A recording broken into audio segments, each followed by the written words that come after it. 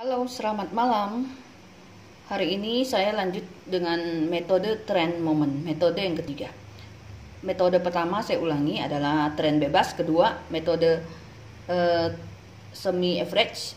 Nah, yang ketiga ini trend moment. Oke. Sebelumnya saya ingin ulang bahwa untuk metode trend semi average itu ada kelemahan. Nah, di mana yaitu keakuratan forecast untuk metode trend semi average ini akan menjadi semakin rendah. Jadi semakin gak akurat apabila periode waktu peramalannya itu semakin jauh ke depan dari data yang digunakan untuk forecast.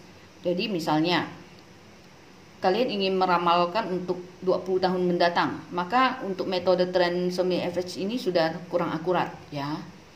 Artinya semakin panjang waktu yang ingin kalian amalkan, prediksikan, itu semakin tidak akurat. Oke, kita lihat ya metode trend moment. Nah, metode trend moment merupakan metode analisis yang dapat digunakan untuk keperluan peramalan dengan membentuk persamaan Y sama dengan A plus BX. Sebagaimana pada metode trend semi average. Jadi persamaannya sama ya dengan metode trend semi average, yaitu Y sama dengan A plus BX. Akan tetapi dalam penerapannya, metode ini tidak mensyaratkan jumlah datanya harus genap. Kalau yang metode trend semi average itu kan syaratnya data harus genap. Nah, perbedaan dengan metode trend semi average terletak juga pada pemberian skor nilai X-nya. Dalam hal ini, pemberian skor X bisa kamu mulai dari 0, 1, 2, dan seterusnya. Ya, kalau metode trend semi average itu kan kamu cari dulu, bagi dulu data menjadi dua kelompok sama besar. Lalu kamu tentukan apabila datanya ganjil, maka apabila data pada kelompok 1 itu ganjil, maka ada 0 di tengahnya. Apabila datanya genap, maka tidak ada 0. Nah, untuk yang metode trend moment ini kamu tidak perlu tentukan lagi, tapi kamu bisa mulai langsung dari 0, 1, 2, dan seterusnya ya. Nah, contoh dengan data yang sama ya. Di sini kebetulan datanya ada 5 tahun 95 sampai 99. Nah, Y-nya 140 penjualannya ya ini ya, dan seterusnya. Lalu X-nya kamu bisa langsung hitung, maka langsung kamu mulai aja dari 0, 1, 2, 3, 4, dan seterusnya ya. Lalu kamu cari XY, kalikan X dengan Y. 140 kali 0, 0. 148 kali 1, 148, dan seterusnya ya. Kemudian kamu samkan, jumlahkan. Total Y adalah 774, total X adalah 10, total XY adalah 1618.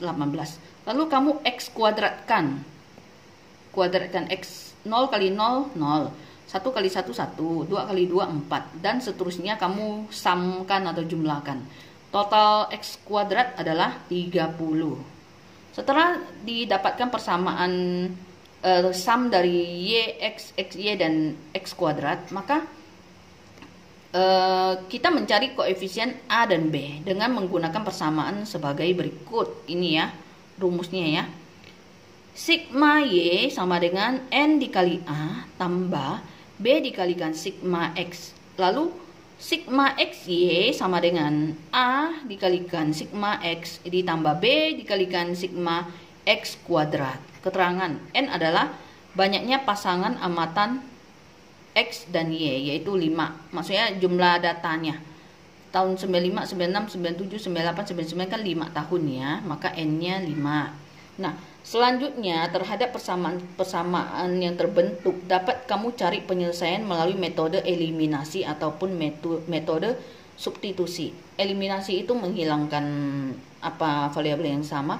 Lalu kalau substitusi itu kan mengganti atau mana sih setelah eliminasi kamu substitusikan atau memasukkan apa yang ada untuk dikalikan. Nah, contoh dengan perumusan ini tadi ya, kita dengan data ini yang sudah kamu dapatkan sigmanya, lalu kita masukkan ke perumusan ini, maka dapat persamaan satu adalah sigma Y, yaitu 774 ya. 774 sama dengan N itu kan jumlah datanya 5 tahun ya.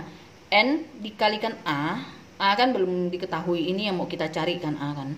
Lalu ditambah B juga belum diketahui, itu yang mau kita cari, A dan B. Dikalikan sigma X itu 10, masukkan ya. Lalu persamaan yang kedua, sigma XY yaitu 1618 sama dengan A-nya berapa? A-nya berapa? A-nya enggak diketahui. Sigma X itu 10, berarti 10A ditambah B yang ingin kita cari ya. Lalu sigma X kuadrat 30. Nah, seperti ini kan kita harus kalikan dulu ya. Maka kita kalikan,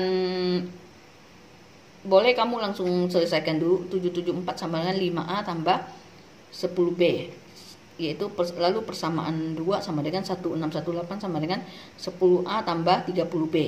Nah, bagaimana kita ingin eliminasi dia? Kan tidak ada yang sama, tidak bisa, dalam artian tidak bisa langsung kamu kurangkan ya. Nah, kita harus menyamakan dulu nih, menyamakan penyebutnya atau pembilangnya, menyamakan A-nya atau B-nya ya, sehingga bisa kamu kurang ya. Maka apa, kita lihat untuk persamaan 1 yang paling dekat antara 5 dan 10 kita samakan ya. Kita ingin menjadikan yang ini 5 ini jadi 10, maka kali 2 ya, atau 10 kamu bagi 5. Maka persamaan 1 kamu harus kalikan 2. Lalu persamaan 2 tetap ya kali 1, sehingga didapatkan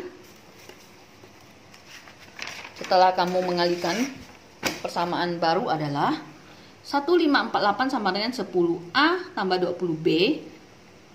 Lalu persamaan kedua 16 tetap ya, 1618 sama dengan 10A tambah 30B. Kamu sekarang bisa kurangkan. Nah, 10A kurang 10A 0 ya. Nah, 20 kurangi 30B dapatlah minus 10B. 1548 kurangi 1618 minus 70. Nah, minus 70 sama dengan minus 10B. B-nya adalah menjadi sama dengan, karena dia pindah ruas maka dia menjadi positif ya. Minus 70 bagi minus 10, B-nya adalah 7. Maka langkah berikutnya ini kan tadi eliminasi, dapat B 7 ya. Maka substitusikanlah, masukkanlah B7 ke persamaan 1. 774 sama dengan ini persamaan awalnya ya, semula sebelum dikalikan apa-apa ya.